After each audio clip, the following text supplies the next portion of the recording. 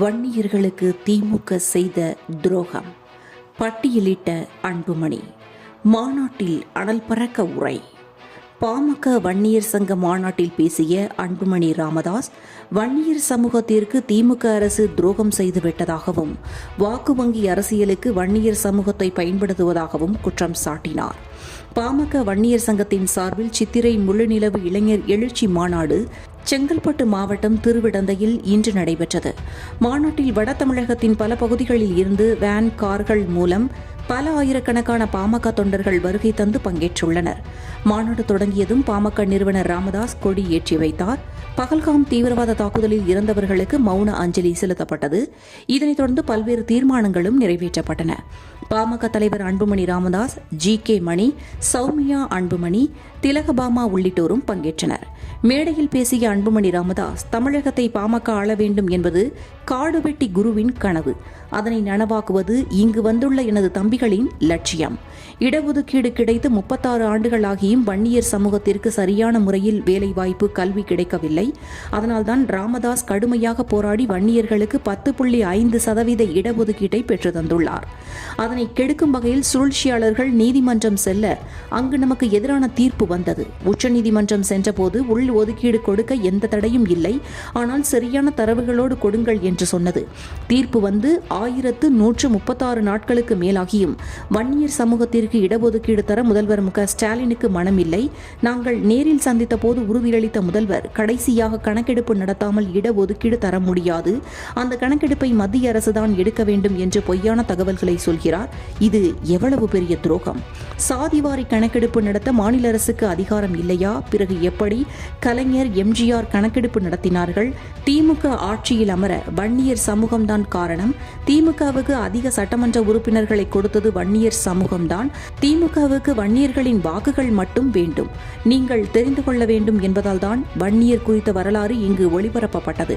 ஏனெனில் நடிகர்கள் வசனம் பேசினால் அவர்கள் பின்னால் வன்னிய இளைஞர்கள் சென்று விடுகிறீர்கள். வன்னியர்களை வாக்கு வங்கியாக மட்டுமே அரசியல் கட்சிகள் பயன்படுத்துகின்றன. எங்களுக்கு ஒரு வாய்ப்பளியுங்கள். பாமக ஆட்சிக்கு வந்தால் உண்மையான சமூக நீதியை நிலைநாட்டுவோம். ராமதாஸ் மட்டும் இல்லை என்றால் இந்தியாவில் ஓபிசி இடஒதுக்கீடே வந்திருக்காது என்று தெரிவித்தார். இன்னைக்கு ஐயா இந்தியாவிலே 6 இடஒதுக்கீடுகளை பெற்று தந்திருக்கின்றார்கள். சாதாரணமா அது செய்ய முடியுமா? 6 இடஒதுக்கீடுகள். இன்னைக்கு ஒரு இடஒதுக்கீடும் யாரும் இந்தியாவில் யாரும் பெற முடியல. ஆனால் நினைத்து பாருங்கள், ஐயாவுடைய ஆவணப்படத்தில் நீங்க பார்த்திருப்பீங்க. அருந்ததிகளுக்கு 3 விழுக்காடு, இஸ்லாமியர்களுக்கு 3.5 விழுக்காடு, எம்பிசி 20 விழுக்காடு, வன்னியர்களுக்கு 10.5 விழுக்காடு, மத்தியிலே மருத்துவத்துறையிலே பட்டியலின மக்கள், பழங்குடி மக்களுக்கு 22.5 விழுக்காடு இடஒதுக்கீடு, இதர பிற்படுத்தப்பட்ட மக்கள் ஓபிசிக்கு 27 விழுக்காடு. இதுதான் வரலாறு.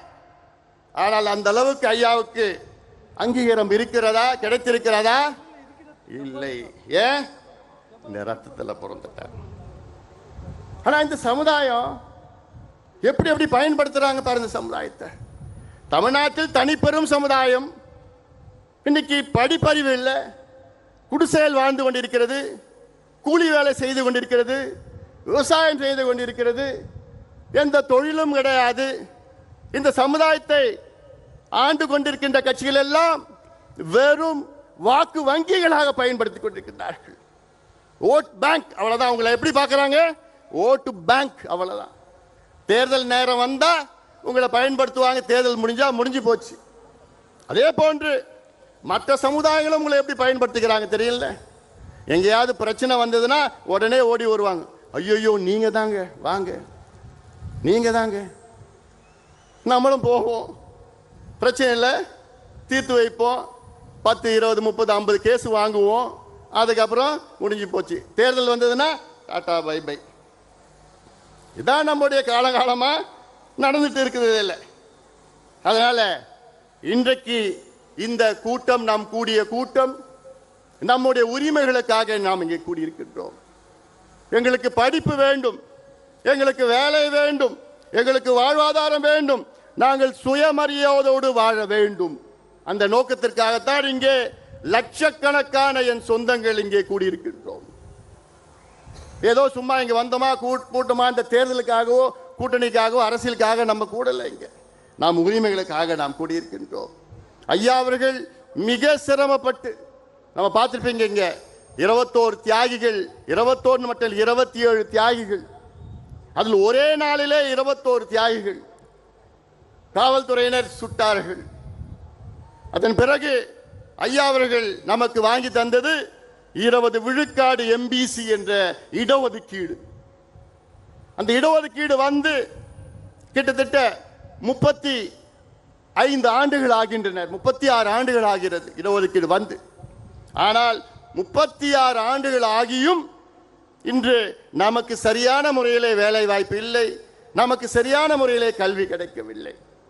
அதனால்தான் ஐயா அவர்கள் மீண்டும் போராடி, கடந்த ஆட்சியாளரிடம் மன்றாடி போராடி அழுத்தம் கொடுத்து வன்னியர்களுக்கு 10.5 விழுக்காடு இடஒதுக்கீடு பெற்று தந்தார்கள்.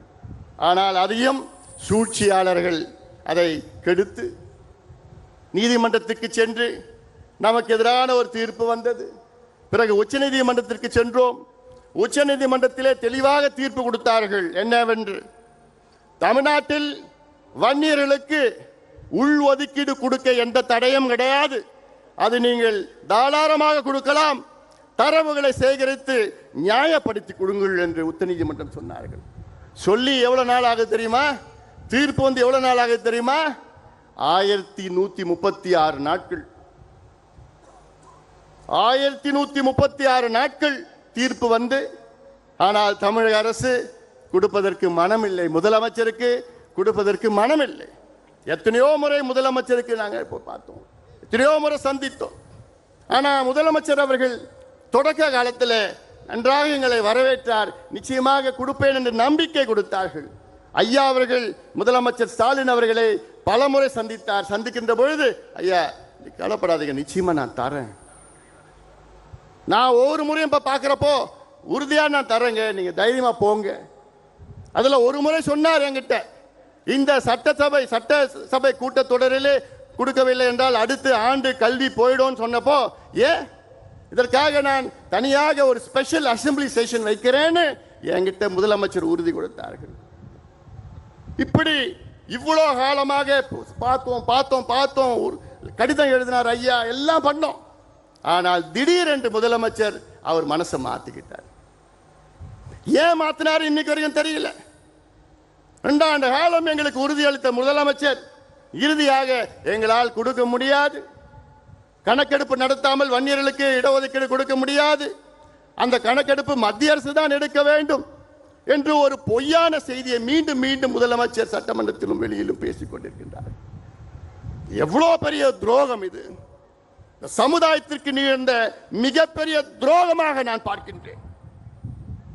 முதலமைச்சர் சொல்வது, தமிழக அரசிற்கு கணக்கெடுப்பு நடத்த அதிகாரம் இல்லையா உங்களுக்கு?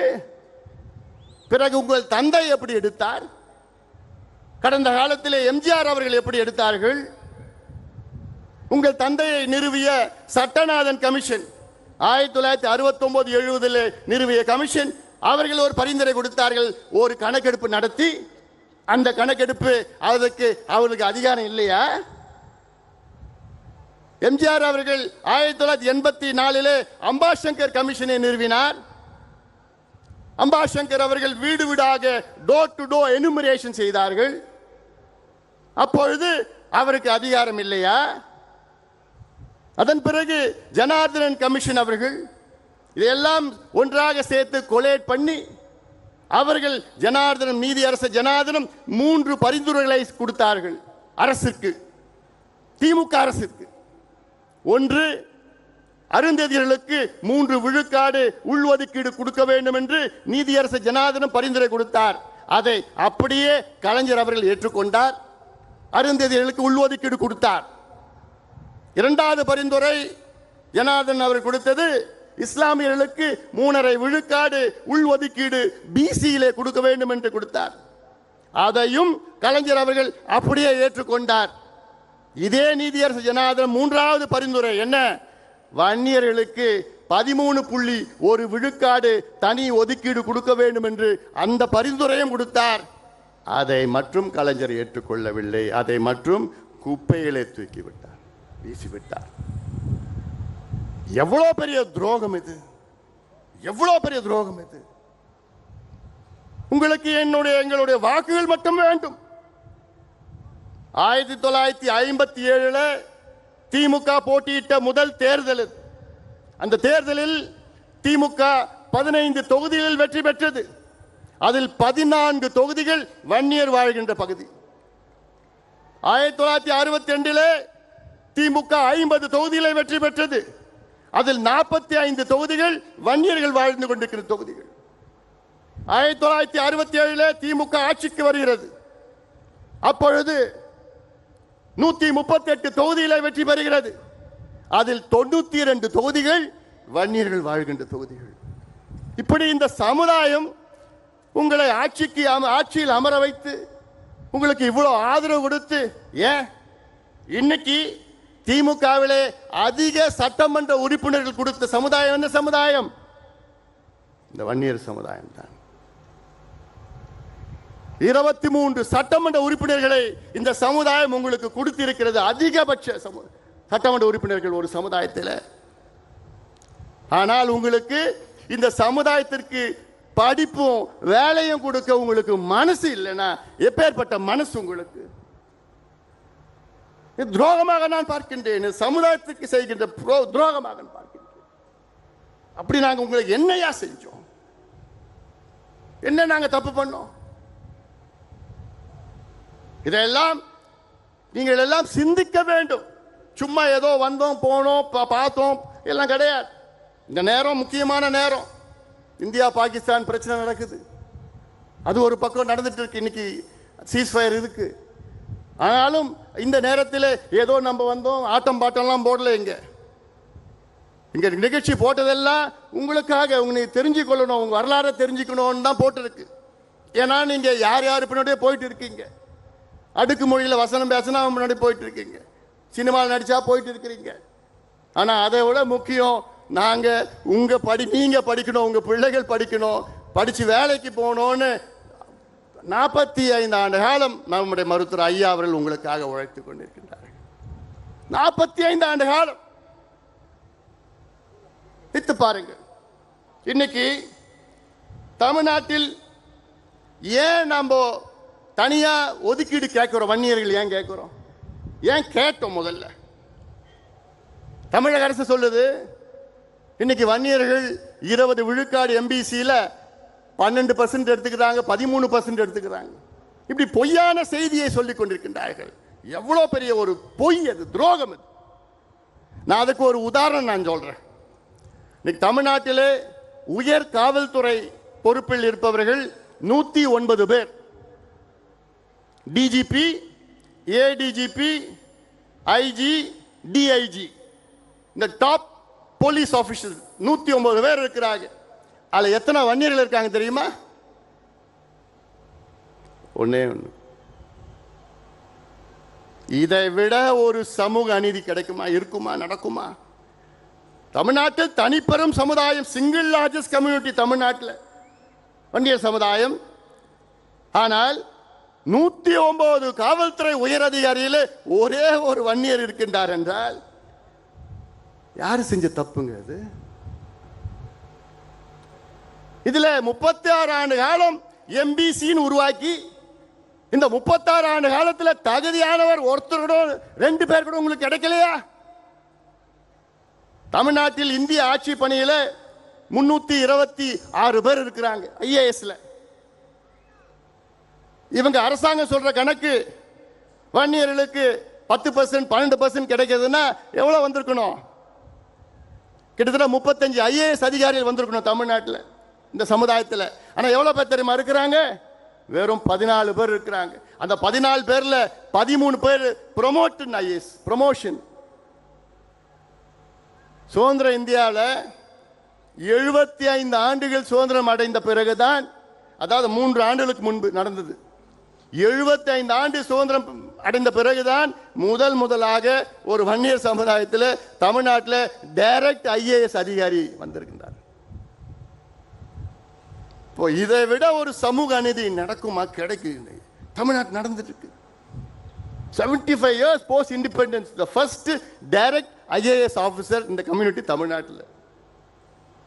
அப்போ முதலமைச்சர் என்ன செய்யணும்? அதுக்கு இவ்வளோ மோசமா இருக்கிறாங்களே இந்த சமுதாயம். சமுதாயத்தை எப்படி வழி நடத்துவது, எப்படி முன்னேற்றுவது திட்டமிட்டு இருக்கணும். ஏன்னா இந்த சமுதாயம் உங்களை அப்படியே ஓட்டு போடுது, உங்களை அப்படியே நம்புது. ஆனா அதை பற்றி முதலமைச்சருக்கெல்லாம் கவலைப்படுற மாதிரி எனக்கு தெரியல. நான் இந்த சமுதாயத்தை மட்டும் நான் சொல்லல, நான் தமிழ்நாட்டில் உள்ள இதே போன்று இருக்கின்ற அனைத்து பின்தங்கிய சமுதாயம், அடக்கப்பட்ட, ஒடுக்கப்பட்ட, வஞ்சிக்கப்பட்ட சமுதாயத்திற்காக இங்கே நாங்கள் கூடியிருக்கின்றோம். தீர்மானத்தை நீங்க பார்த்திருப்பீங்க.